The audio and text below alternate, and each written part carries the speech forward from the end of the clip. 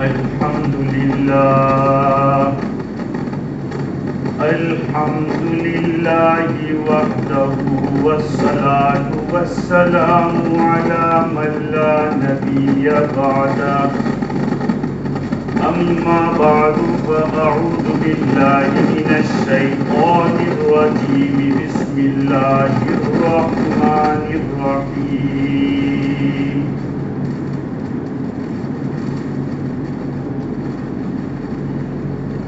وَلَقَدْ رَآهُ نَزْلَةً أُخْرَى عِندَ سِدْرَةِ الْمُنْتَهَى عِندَهَا جَنَّةُ الْمَأْوَى إِذْ يَغْشَى السِّدْرَةَ مَا يَغْشَى مَا زَاغَ الْبَصَرُ وَمَا طَغَى لَقَدْ رَأَى مِنْ آيَاتِ رَبِّهِ الْكُبْرَى صدق اللہ العظیم۔ بزرگوں، پیارے بھائیوں، آپ حضرات کی خدمت میں کئی ہفتوں سے حضور اکرم صلی اللہ علیہ وسلم کے سفر معراج کا تذکرہ چل رہا ہے۔ حضور اکرم صلی اللہ علیہ وسلم کے اس سفر کے اندر نبیوں سے بھی ملاقات ہوئی، نبیوں کی امامت کی حضور، اور آگے چل کے فرشتوں کی بھی امامت۔ یہ امام الانبیاء والملائکہ، سارے نبیوں کے امام، فرشتوں کے امام وہ ہیں ہمارے نبی۔ جب آپ آسمان کا سفر کر رہے تھے تو تیسرے آسمان کے اوپر حضرت یوسف علیہ السلام سے ملاقات ہوئی۔ اللہ تعالیٰ نے ان کو بہت ہی زیادہ حسین و جمیل بنایا تھا، بہت خوبصورت تھے۔ قرآن مجید میں ہے کہ عورتوں نے دیکھا ان کو تو اپنی انگلیاں کاٹتا ہے۔ یوسف علیہ السلام کو دیکھ کر وہ اپنے اوپر قابو نہیں کر سکی اور انگلیوں کو کاٹا۔ حضور اکرم صلی اللہ علیہ وسلم فرماتے ہیں کہ ہمیں جب تیسرے آسمان پر جبریل امین لے کر گئے تو فرشتے نے اندر سے پوچھا کہ کون ہے؟ جبریل امین نے فرمایا کہ میں جبریل۔ آپ کے ساتھ کوئی اور تھا؟ محمد ہے صلی اللہ علیہ وسلم۔ کہا کہ ان کو بلایا گیا؟ کہا کہ ہاں۔ تو جب دروازہ کھولا تو دیکھتے ہیں یوسف علیہ السلام اور آپ کے ساتھ آپ کی قوم کے کچھ لوگ تھے۔ حضور فرماتے کہ حسن کا ایک آدھا حصہ حضرت یوسف علیہ السلام کو دیا ہے، اور ہمارے نبی کو کتنے خوبصورت تھے۔ حضرت عائشہ فرماتی ہے کہ یوسف علیہ السلام کو دیکھ کر انہوں نے انگلیاں کاٹی۔ اگر ہمارے حبیب کو دیکھتے تو وہ اپنے دل کاٹنا۔ یوسف صبیح وانا ملی، یوسف علیہ السلام میں صباحت تھی، یہاں حضور میں ملاحت تھی۔ صباحت میں وائٹ پن ہے، سفیدی ہے، اور ملاحت میں زیادہ کشش ہے۔ ہاں، تو حضور اکرم صلی اللہ علیہ وسلم نے آپ کی تعریف کی ہے۔ فرماتے حضور کہ میرا ویلکم کیا اور میرے لیے خیر کی دعا کی۔ اب سوال یہ ہے کہ حضرت یوسف علیہ السلام کی ملاقات کیوں کرائی؟ ہاں، اس میں اشارہ اس بات کی طرف ہے کہ جیسے حضرت یوسف علیہ السلام کو بھائیوں نے کنویں میں ڈالا تھا، سکے بھائیوں نے کنویں میں ڈال دیا، کیسی تکلیف ہو گیا بتائیے۔ یہ الگ بات ہے کہ فرشتے نے اٹھا لیا اور رکھ دیا، لیکن وہاں تنہائی، پھر ایک قافلے کا جانا اور نکالنا، بازار میں جا کے یوسف علیہ السلام کو بیچ دینا، عزیز مصر کا خریدنا، اور پھر کچھ حالات آئے یہاں تک کہ آپ کو جیل میں جانا پڑا، آپ نے جیل میں جانے کو پسند فرمایا، لیکن بالآخر ہوا کیا؟ اللہ تعالیٰ نے مصر کے خزانوں کا گورنر بنا دیا۔ میرے بھائیو سچ کہتا ہوں، جب اس واقعے کو ہم سوچتے ہیں تو ایسا لگتا ہے کہ سب چیزیں اللہ کی طرف سے طے ہے۔ ہاں، ہم تو اللہ کے حکم کے تابع ہیں، جو منزل ہماری لکھی ہے وہاں ہم پہنچ کے رہیں گے، جو لکھا ہے اللہ تعالیٰ نے ہماری تقدیر میں وہ ہو کے رہے گا۔ ہم انسان ہیں، اس لیے ہم جلدی کریں۔ خلق الانسان من عجل، انسان تو بڑا جلد باز پیدا کیا گیا، ہم ہر چیز جلدی چاہتے ہیں کہ ہمارا کام ہم کہیں اور ہو جائے۔ اب سوچئے کہ یوسف علیہ السلام کیسے کیسے کٹھنائیوں سے گزر کر کہاں پہنچے۔ اس میں اشارہ اس بات کی طرف ہے کہ جس طرح سے یوسف علیہ السلام کو ان کے بھائیوں نے ڈالا کنویں میں، وہی بھائی آخر میں آپ کے پاس آتے ہیں اور معافی مانگتے ہیں۔ حضرت یوسف علیہ السلام فرماتے ہیں لا تثریب علیکم اليوم، آج تمہاری کوئی پکڑ دھکڑ نہیں ہوگی، کوئی پکڑ نہیں ہوگی آپ کی، جاؤ۔ وہ دن بھی حضور کا آیا جن مکہ والوں نے اللہ کے نبی کو نکالا تھا،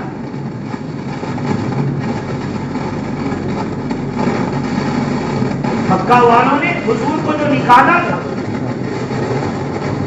بدر کی لڑائی کے اندر،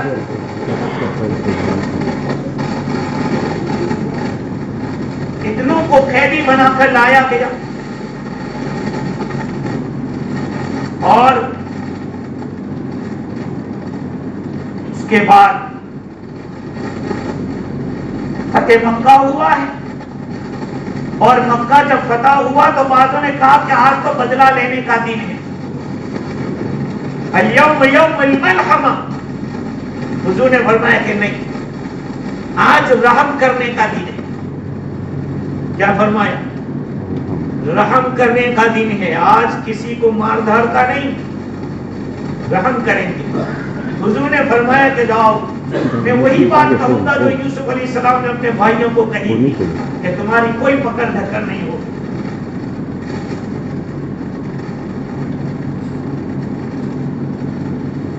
خیر، حضور اکرم صلی اللہ علیہ وسلم کی ملاقات یوسف علیہ السلام کے ساتھ ہوئی، اس میں اشارہ اس بات کی طرف تھا کہ وہ دن دور نہیں ہے کہ یہی مکہ والے جو آپ کو ستا رہے ہیں آپ کے سامنے جھک کر آئیں گے۔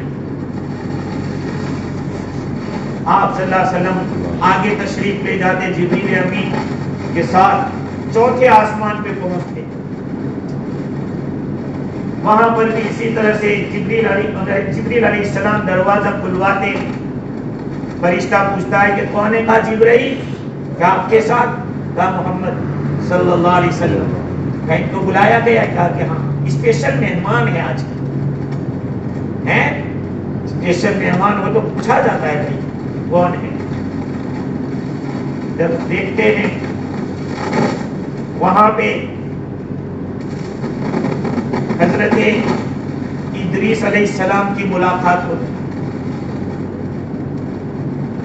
اللہ تعالیٰ نے کلام پاک کے اندر ادریس علیہ السلام کا تذکرہ کیا، وَاذْكُرْ فِي الْكِتَابِ إِدْرِيسَ إِنَّهُ كَانَ صِدِّيقًا نَبِيًّا وَرَفَعْنَاهُ مَكَانًا عَلِيًّا۔ کتاب میں ادریس علیہ السلام کا تذکرہ کرو، یقیناً وہ صدیق تھے، نبی تھے، اور ہم نے ان کو ایک بلند درجے پہ اٹھایا۔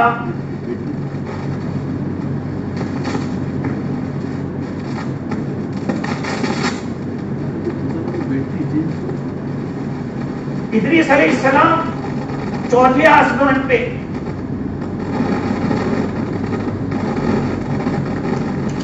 اللہ تعالیٰ نے حضرت ادریس علیہ السلام کو مصر سے آسمان پہ اٹھا لیا.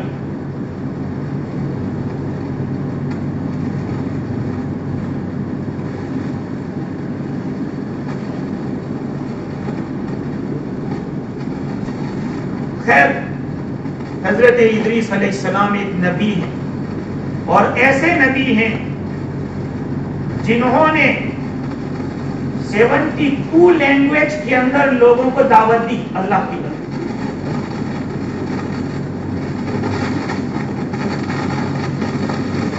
آپ اتنی ساری زبانیں جانتے ہیں، 72 لینگویج، اور ان ساری زبانوں کے اندر جتنے جاننے والے تھے ان کو ان زبانوں کے اندر دعوت دی. اور یہ ستاروں کا جو علم ہے، علم نجوم جس کو کہتے ہیں، علم نجوم، حضرت ادریس علیہ السلام نے نکالا اس علم کو. ہاں، آج وہ علم نہیں ہے. آج آدمی اندازے سے بات کرتا ہے. اس کے باوجود ہمارے بہت سارے لوگ رمضان کو مقرر کرنے اور عید کو مقرر کرنے ان کا سہارا لیتے. تو حضرت ادریس علیہ السلام نے ستاروں کا علم امت کے سامنے رکھا. اس علم کو انہوں نے پہچانا، اور دنیا میں جو حوادث ہوتے ہیں، حالات جو کچھ آتے ہیں، اس کا کچھ ستاروں سے کنیکشن ہے یا نہیں ہے.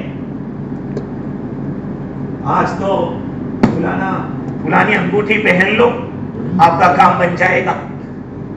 آپ کا ستارہ ادھر گردش کر رہا ہے، آپ ایسا کرو گے تو آپ کا ستارہ ادھر الٹا ہو جائے گا. یہ سب اندازے ہیں جس کے اندر کوئی طاقت نہیں، کوئی قوت نہیں. ہاں، حضرت ادریس علیہ السلام کے ساتھ ملاقات چوتھے آسمان پر جو ہوئی، اور اللہ تعالیٰ نے ان کو مکان علی فرمایا. وَرَفَعْنَاهُ مَكَانًا عَلِيًّا، ایک اونچے مقام پر ہم نے ان کو پہنچایا. حضرت ادریس علیہ السلام پہلے نبی ہیں جنہوں نے قلم کے ذریعے خط لکھا. ہاں، خط لکھنے کا قلم کے ذریعے جو پہلا کام کیا ادریس علیہ السلام نے کیا. ادریس کے اندر درس کا لفظ ہے. درس کے معنی لیسن. وہ درس دینے والے تھے، لیسن دینے والے تھے. آپ سوچیں کہ 72 لینگویج سمجھنا اور 72 لینگویج کے اندر لوگوں کو دین کی دعوت دینا، الگ الگ قوموں کو دعوت دینا، حضرت ادریس علیہ السلام نے کیا. حضور اکرم صلی اللہ علیہ وسلم کی اس ملاقات میں اشارہ تھا کہ آپ بھی اپنی قوم کے اندر خطوط لکھ کر دعوت دیں. دعوت کا کام ایک کشادہ عمل ہے، جہاں لوگوں کے پاس جا کے دعوت دی. حضور صلی اللہ علیہ وسلم نے خطوط بھی لکھی. جنہوں نے مانا اللہ نے ان کو نوازا، جنہوں نے قدر کی حضور کے خط کی اللہ تعالیٰ نے ان کو نوازا. روایات ہے، واقعات ہے اس کے بارے میں حضور نے کن کن لوگوں کو خط لکھا تھا. روم کا بادشاہ جس کے پاس ابو سفیان رضی اللہ تعالی عنہ اسلام سے پہلے موجود تھے، حضور کا خط پہنچا. جب وہ ہرقل نے حضور کا خط دیکھا ہے وہ کانپ اٹھا. ابو سفیان نے دیکھا کہ یہ تو حضور محمد صلی اللہ علیہ وسلم کا خط دیکھ کر کانپ گیا، ڈر گیا. حالانکہ وہ اٹلی کا بادشاہ ہے، کہ بادشاہ ہو کر بھی ڈر رہا ہے. حضور صلی اللہ علیہ وسلم نے زمین کے بادشاہوں پہ خطوط لکھ کے دعوت دی سب کو. بعض تو وہ تھے جنہوں نے حضور کی دعوت کو قبول کیا اور ایمان میں داخل ہو گئے، جیسے نجاشی بادشاہ، حبشہ کا، ایتھوپیا کا بادشاہ، وہ اسلام میں داخل ہو گئے حضور کے خط کے. یمن کا بادشاہ، بلکہ عمان کا بادشاہ، وہ بھی اسلام میں داخل ہو. بعض لوگ وہ تھے جنہوں نے حضور کو ہدیے بھیجے. مقوقس بادشاہ تھا، اس نے ہدیہ بھیجا. اور بعض وہ تھے جنہوں نے حضور کے خط کی بے عزتی کی. حضور کے خط کے ٹکڑے ٹکڑے کیے. اللہ کے نبی نے فرمایا کہ اللہ تعالیٰ اس کے ٹکڑے کر دے گا, اس کے ملک کے ٹکڑے کر دے گا, اور ہوا. اس لیے میرے بھائیوں, جو چیزیں اللہ کے نبی کی طرف منسوب ہو اس کی قدر کرو. اللہ کے نبی کی حدیث کی, اللہ کے نبی کے لائے ہوئے دین کی, اللہ کے نبی کی سنتوں کی قدر کرو. اگر قدر کرو گے خدا چمکائے گا. ہاں, جس نے قدر کی ہے اللہ کے نبی کی اور اللہ کے نبی کی طرف منسوب چیزوں کی, اللہ تعالیٰ نے ان کو چمکایا, بادشاہوں کو چمکایا جنہوں نے قدر کی. خیر, حضور اکرم صلی اللہ علیہ وسلم کا یہ جو سفر ہے, ابھی چوتھے آسمان کے اوپر ملاقات ہوئی ادریس علیہ السلام سے, پانچویں آسمان پہ پہنچتے ہیں, اسی طرح سے کھلواتے ہیں دروازہ. جبریل امین, اندر سے آواز آئی, کون؟ کہا جبرائیل. کہا آپ کے ساتھ کوئی؟ کہا محمد صلی اللہ علیہ وسلم. دروازہ کھولا گیا تو دیکھتے ہیں حضرت ہارون علیہ السلام. پانچویں آسمان پر حضرت ہارون علیہ السلام ہے, جو موسیٰ علیہ السلام کے بھائی تھے. ان کی آدھی داڑھی سفید تھی اور آدھی سیاہ تھی, اور اتنی لمبی داڑھی تھی کہ یہاں ناف تک پہنچ جاتی تھی, اتنی لمبی داڑھی. اب تو الحمدللہ بہت چہرے نورانی داڑھی والے دکھ رہے, اللہ کا فضل ہے الحمدللہ. جس کی نہ ہو وہ بھی نیت کر لیں, انشاءاللہ بڑھائیں گے. بڑی خوشی ہوتی ہے جب یہ سنتوں کو چہروں پر دیکھتے ہیں, تو بڑا الحمدللہ ایک خوشی ہوتی ہے. میں نے بار بار یہ بات کہی کہ 4 امام ہیں, چاروں امام میں سے کسی بھی امام نے اتنی داڑھی سے اندر کاٹنے کی جائز نہیں. اس کے بعد آپ کاٹو, حرام لکھا ہے. ہاں, ایک مشت سے داڑھی کم رکھنا یا تو بالکل کٹوانا یہ بھی حرام, اور ایک مشت سے کم رکھنا یہ بھی حرام. کسی کی اگتی نہ ہو تو وہ معذور ہے. بعد لوگ بیچارے ہوتے ہیں کہ رکھنا تو چاہتے ہیں لیکن ادھر ادھر اگتی, ارے ایسے ہی رکھ لو. باقی ایک مشت سے کم رکھنے کو چاروں امام میں سے کسی نے اجازت نہیں دی. ہاں, اجازت نہیں دی ہے. اب سمجھ لیجیے, یعنی ناجائز ہے داڑھی کو کٹوانا, اور ہم لوگ اس کو معمولی سمجھتے. ایک شاعر تھی, شاعر, وہ نائی کی دکان پہ ایسے بیٹھے ہوئے تھے اور شیو کر رہے تھے. آدھا ہوا اور ایک صاحب چلے گئے, کوئی صاحب آقا چینی کو نہیں. ارے صاحب کیا کر رہے؟ کہا دل کسے نمی تراش. کیا کسی کے دل کو میں نہیں چھلتا ہوں؟ کہا دل رسول اللہ می تراش.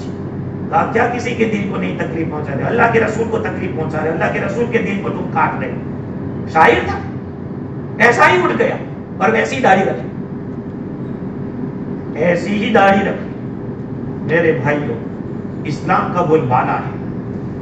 ایک عورت, نوجوان لڑکی ایک حجاب کے لیے یہ کر سکتی ہے, یہ ہمارا اسلامی شعار ہے.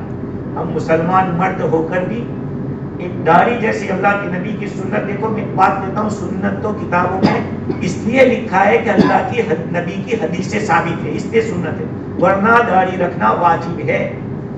داڑھی رکھنا سنت نہیں, واجب ہے. آپ کسی بھی مفتی کو پوچھ لیں, میں حوالے سے بات کرتا ہوں. مرقات شرح مشکات کے اندر ملا علی قاری رحمۃ اللہ علیہ نے لکھا ہے کہ داڑھی رکھنا واجب ہے. یہ جو سنت وہ بھی لکھا, یہ بھی لکھا ہے. یہ جو سنت کہتے ہیں وہ اس وجہ سے کہتے ہیں کہ اس کا پروف بائی سنت ہے. جب بیئر از پروفڈ بائی سنت, حدیث سے ثابت ہے, اس لیے سنت ہے, ورنہ اس کو رکھنا واجب ہے. خیر, تو حضرت ہارون علیہ السلام کی داڑھی کتنی لمبی تھی؟ کہا کہ ناف تک, لیکن ہم لوگوں کے لیے رکھنے کو علماء منع کیا کہ نہیں, یہ یہودیوں کا طریقہ ہے کہ وہ لمبی داڑھی رکھتے. اس لیے ایک مشتق کے بعد آپ کو اجازت ہے کہ آپ کاٹ سکتے ہیں, آپ کو جتنا اچھا لگے. ہارون علیہ السلام سے کیوں ملاقات ہوئی؟ آخر اس کی بھی کوئی وجہ ہوگی. تو چونکہ ہارون علیہ السلام, موسیٰ علیہ السلام دونوں بھائی, موسیٰ علیہ السلام کی ریکویسٹ کے اوپر اللہ تعالیٰ نے ہارون علیہ السلام کو نبی بنایا. اسی لیے لوگ کہتے ہیں کہ کسی بھائی نے اپنے بھائی پر اتنا بڑا احسان نہیں کیا ہوگا جتنا موسیٰ علیہ السلام نے اپنے بھائی پر کیا. ارے بھائی, نبوت کا مقام آپ جانتے ہو, دینی اعتبار سے سب سے بڑا مقام اگر کوئی ہے تو وہ نبوت کا مقام، کیونکہ یہ کوئی محنت سے نہیں ملتا، یہ اللہ کے سلیکشن سے ملتا ہے۔ اور اب تو حضور کے بعد وہ دروازہ بند ہے، کوئی نبی آنے والا ہے نہیں۔ تو حضرت موسیٰ علیہ السلام نے اپنے بھائی کو نبی بنوایا اللہ کے پاس، کہا میرے بھائی کو میرے ساتھ بھیجو۔ کوئی بھائی اپنے بھائی پر اتنا بڑا احسان نہیں کر سکتا۔ تو حضرت ہارون علیہ السلام اور موسیٰ علیہ السلام میں فرق یہ تھا، ان کی قوم ہارون علیہ السلام کی بہت عزت کرتی، وہ اپنی قوم میں دلارے تھے، پیارے تھے۔ موسیٰ علیہ السلام تھوڑے جلالی تھے، ہاں موسیٰ علیہ السلام جلالی تھے، اس میں کوئی شک نہیں، بات تھوڑی سخت کرتے تھے، وہ ایک مزاج ہوتا ہے، ان کو ہم برائی نہیں کہہ سکتے کہ برائی، ہاں اس کی بھی ضرورت پڑتی ہے، کبھی کبھی غصے کی بھی ضرورت پڑتی ہے، جلال کی بھی ضرورت پڑتی ہے، اور جمال کی بھی ضرورت پڑتی ہے۔ تو حضرت ہارون علیہ السلام لوگوں میں بہت زیادہ محبوب تھے، اس میں اشارہ، اور اپنی قوم میں محبوب تھے، اس میں اشارہ اس بات کی طرف تھا کہ نبی جی آپ کی قوم میں قریش میں آپ کو اللہ تعالیٰ محبوبیت عطا فرمائیں گے، اور سارے عرب چاہے ابھی آپ کو ناپسند کر رہے ہیں، کیونکہ مکی زندگی ابھی حضور ابھی ہجرت کر کے تشریف نہیں لے گئی، نبوت کے بعد 10واں سال چل رہا ہے اور حضور کو معراج کرائی گئی، ہجرت سے 1 سال پہلے معراج ہو چکی تھی، تو لوگ اس وقت حضور کو نفرت کر رہے تھے، ستا رہے تھے، تکلیفیں پہنچا رہے تھے، اسی لیے تو ہجرت کرنی پڑی، ورنہ ہجرت کی کیا ضرورت، مکہ سے ہجرت کا اللہ نے حکم دیا۔ خیر، تو ہارون علیہ السلام کی ملاقات کے اندر اشارہ اس بات کی طرف تھا کہ جیسے ہارون علیہ السلام کو ان کی قوم محبت کرتی تھی، وہ ان کو پسند کر، آپ کو بھی آپ کی قوم اسی طرح سے محبت کرے، ٹھیک؟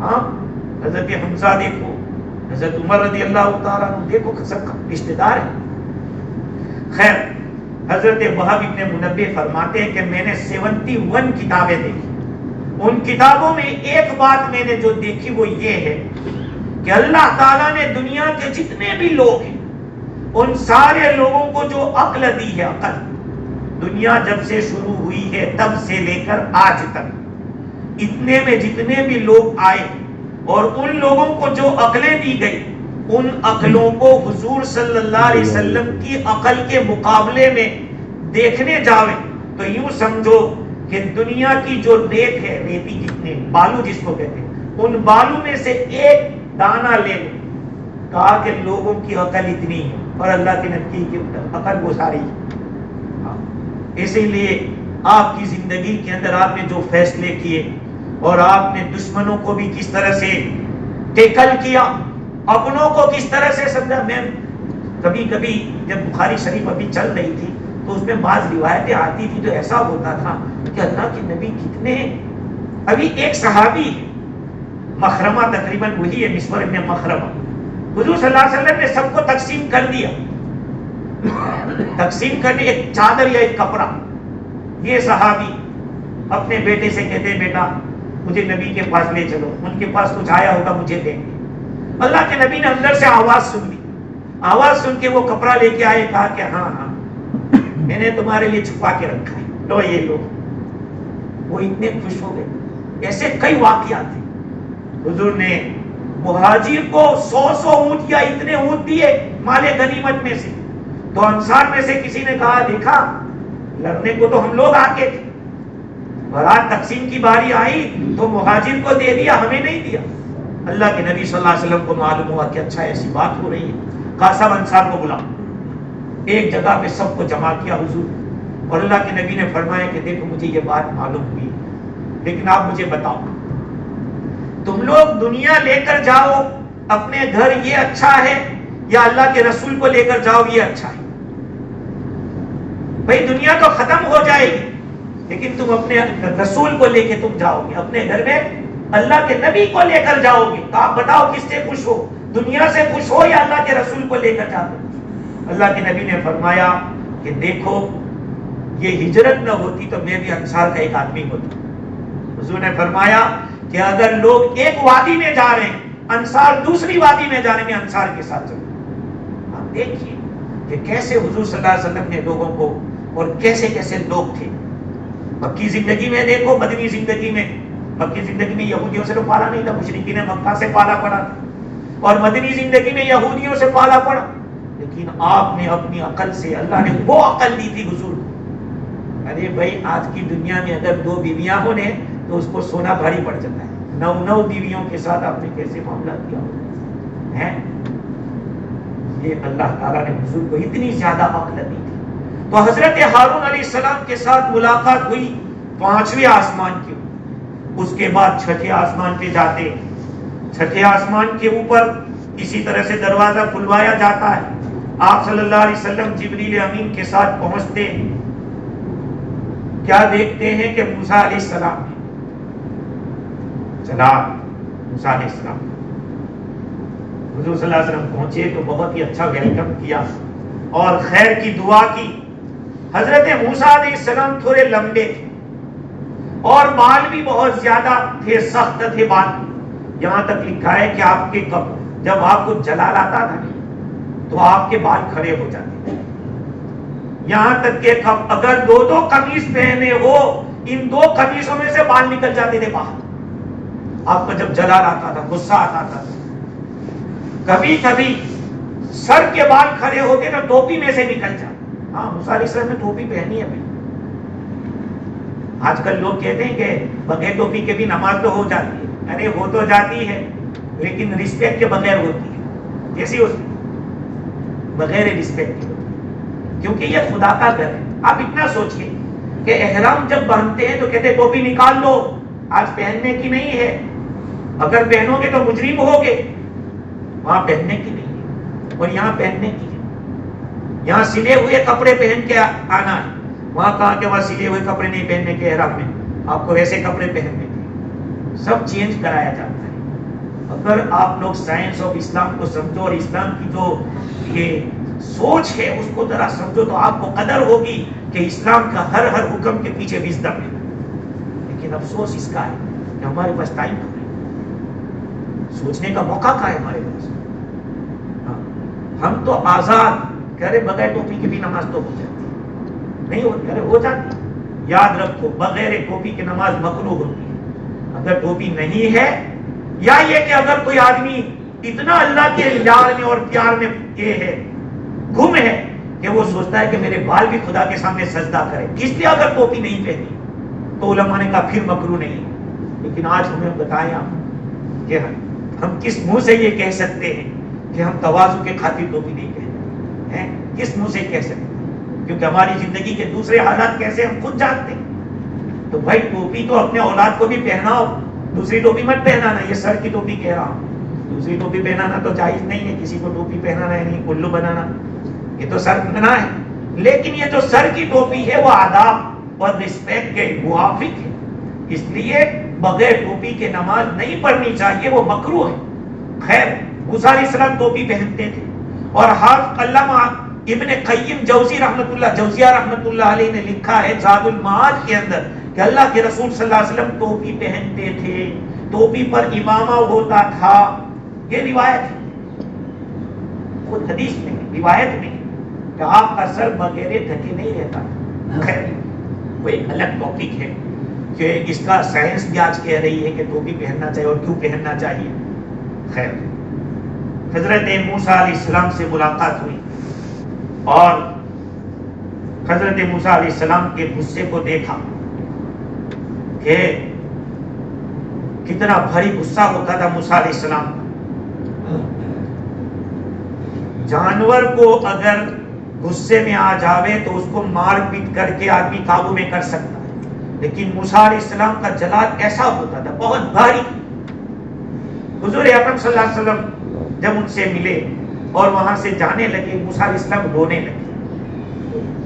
پوچھا کہ ماں یوں، حضور اکرم صلی اللہ علیہ وسلم نے پوچھا کہ موسیٰ آپ کیوں رو رہے ہو؟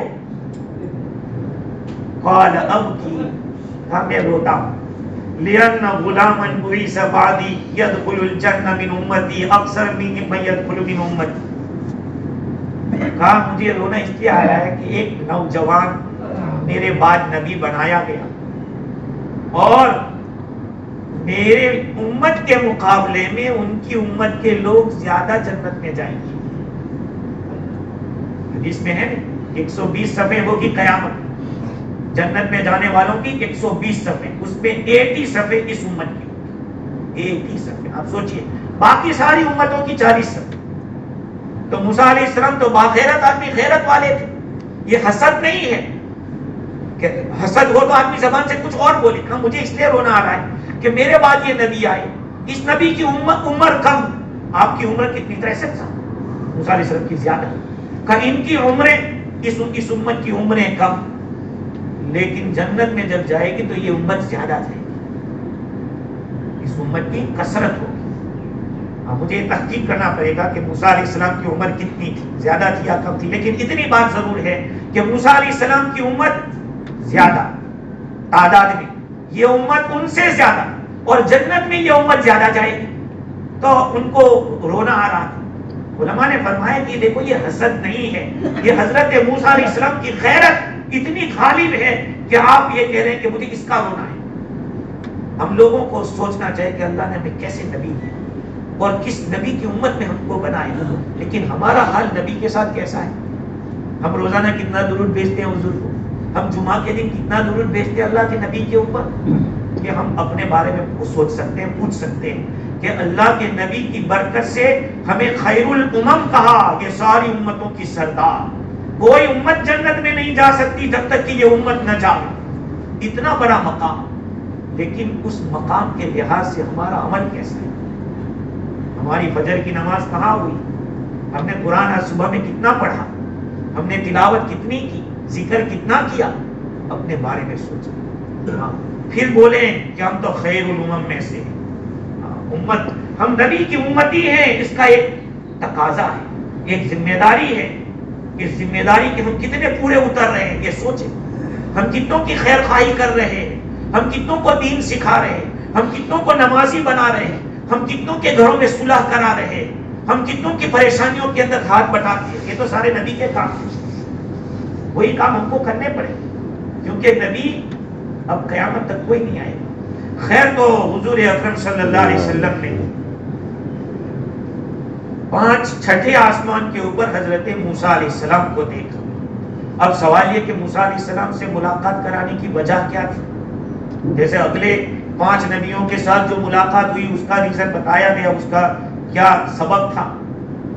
تو علماء نے لکھا ہے کہ حضور اکرم صلی اللہ علیہ وسلم کو ایک قسم کی مشابہت دی جا رہی ہے موسیٰ علیہ السلام کے ساتھ، کہ موسیٰ علیہ السلام کو اور ان کی قوم کو جس جگہ سے، جس شہر سے نکالا گیا تھا، دوبارہ موسیٰ علیہ السلام کی قوم اس میں داخل ہوئی تھی. اس میں اشارہ تھا کہ مکے سے چاہے آپ کو نکالا یا نکالا جائے گا، اس لیے کبھی تو ہجرت نہیں ہوئی کہ نکالا جائے گا، لیکن وہ وقت آئے گا کہ فاتحانہ طور پر اور آپ کو غلبہ اللہ دے گا کہ فتح مکہ ہوگا اور مکے کے اندر آپ داخل ہوں گے. حضور اکرم صلی اللہ علیہ وسلم نے تبوک کے اندر، شام کی زمین کے جو تبوک ہے وہاں لڑائی کی، آپ کو غلبہ حاصل ہوا. اسی طرح دومت الجندل والوں پر بھی آپ کو غلبہ ہوا، یہاں تک کہ وہ لوگ ٹیکس دینے پر راضی ہو گئے.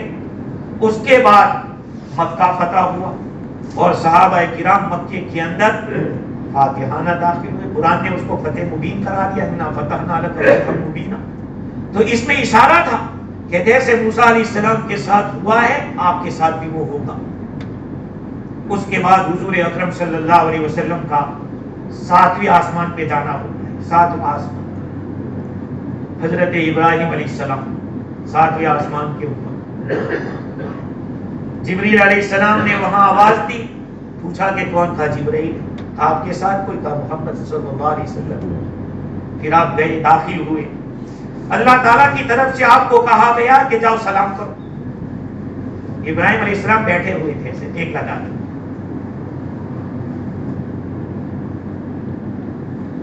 جب گئے تو السلام علیکم کہا. اب سوچئے سارے نبیوں میں السلام علیکم کا حکم نہیں دیا ہے. ابراہیم علیہ السلام بیٹھے ہوئے، اللہ کے نبی کو حکم دیا جاتا ہے کہ آپ جا کے سلام کرو. سوال ہوتا ہے کہ بھئی کیوں حکم دیا گیا؟ اس لیے کہ حضور تو جا رہے اوپر، اللہ کی ملاقات میں جا رہے، گویا کہ اللہ کے رسول راستہ پار کرنے والے، راستہ عبور کرنے والے. اور اصول کیا ہے؟ کھڑا آدمی بیٹھے کو سلام کرے گا. یاد رکھیں، بہت سے لوگ بیچارے محبت میں ایسا کر ڈالتے ہیں یا مسئلہ نہیں جانتے اس لیے. اب 5 آدمی بیٹھے, ایک صاحب آئے, اب وہ بولے گا السلام علیکم. ارے بھائی آپ کی ذمہ داری سلام, آپ کی نہیں, میری ذمہ داری ہے, میں آپ کو سلام. آپ بیٹھے ہیں, آپ کمزور ہے, بیٹھا ہوا آدمی کمزور ہے, کھڑا آدمی طاقتور ہے. ایک آدمی گاڑی میں جا رہا ہے, اس کو چاہیے کہ چلنے والے کو سلام کرے, اس لیے کہ پاور میں وہ ہے. حدیث میں آئی یسلم الراکب علی الماشی والماشی علی القائم.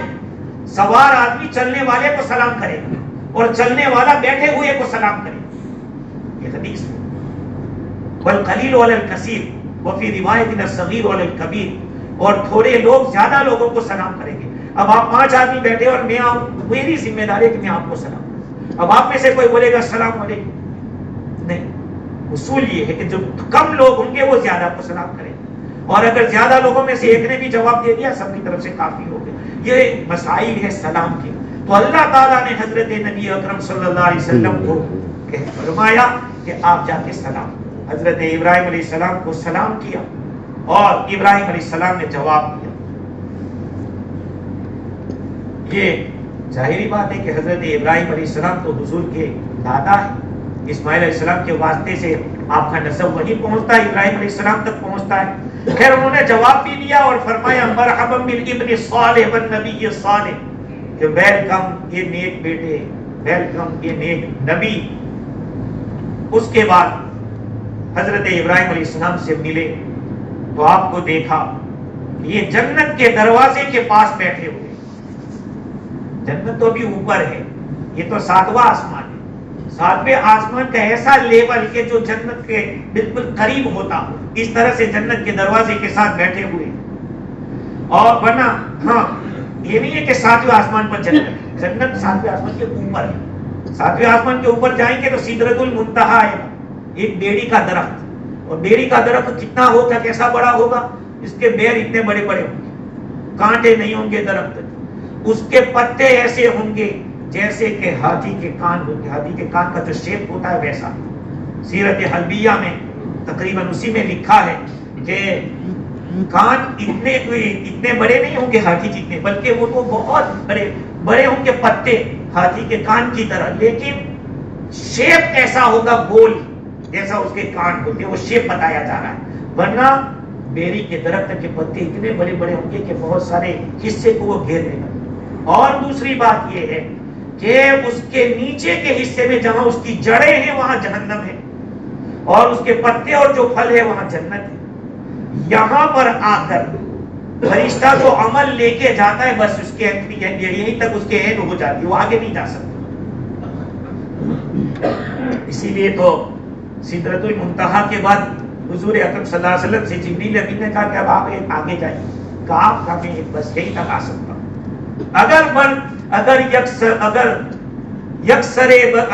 یکسر ہوئی برتر پرم فروغ تجلی بسوزت پرم. کہا کہ اگر تھوڑا بھی آگے بڑھوں گا تو اللہ کی جلال کی جو تجلی ہے میں جل جاؤں گا اللہ کے جلال سے, اس لیے میں آگے نہیں جا سکتا, اب آگے آپ کو چلنا ہے. یہ سدرۃ المنتہا ہے, یہ بیری کا درخت. بیری کا درخت اس لیے تو کہا کہ وہ ایک ایسی چیز ہے کہ جو جنت میں بھی وہ رہے گی. ایسے بیر رہے گی اتنے بڑے بڑے مٹکے جتنے. قلال حجر, حدیث میں آیا کہ قلال حجر کی طرف بڑے بڑے ہوں گے. خیر تو ابراہیم علیہ السلام سے ملاقات ہوئی. ابراہیم علیہ السلام نے اس امت کی بڑی خیر خواہی کی, اور سیرت حلبیہ میں لکھا ہے کہ ابراہیم علیہ السلام نے حضور اکرم صلی اللہ علیہ وسلم سے عرض کیا کہ دیکھو بیٹے, آج آپ کی اللہ سے ملاقات ہونی ہے تو اللہ تعالیٰ سے اپنی امت کے لیے آسانیاں مانگنا, امت کے لیے آسانیاں مانگنا. حضور صلی اللہ علیہ وسلم نے مانگی نمازوں کے بارے میں, اور یہ بھی ابراہیم علیہ السلام نے میسیج دیا کہ اپنی امت کو میرا سلام کہنا. علیہ وسلم اللہ تعالیٰ کو سلام دیجیے ہماری طرف سے, اور یہ بتانا اس آپ کی امت کو کہ جنت ایک چٹیل میدان ہے, اب اس میں آپ کو بونا ہے. تو کیا بوئیں گے؟ سبحان اللہ, الحمدللہ, اللہ اکبر, لا الہ الا اللہ. آپ یہاں بول رہے ہیں آپ کا درخت لگ رہا ہے, آپ یہاں بول رہے ہیں وہاں درخت لگ رہا ہے. یہ اللہ کے نبی کو میسیج دیا ابراہیم علیہ السلام. ابراہیم علیہ السلام نے اس امت کی خیر خواہی کی. خیر یہ مضمون اور آگے باقی ہے کیونکہ اللہ تعالیٰ کا بھی دیدار ہوتا ہے اور کیا بات چیت ہوتی ہے. انشاءاللہ پھر اس مضمون کو آگے پھر اس موقع ملا جس کو بڑھائیں گے. اللہ تعالیٰ مجھے اور آپ کو حضور اکرم صلی اللہ علیہ وسلم سے سچی محبت عطا فرماوے، آپ کی محبت کے حقوق کو ادا کرنے کی توفیق عطا فرماوے۔ وآخر دعوانا الحمدللہ رب العالمین۔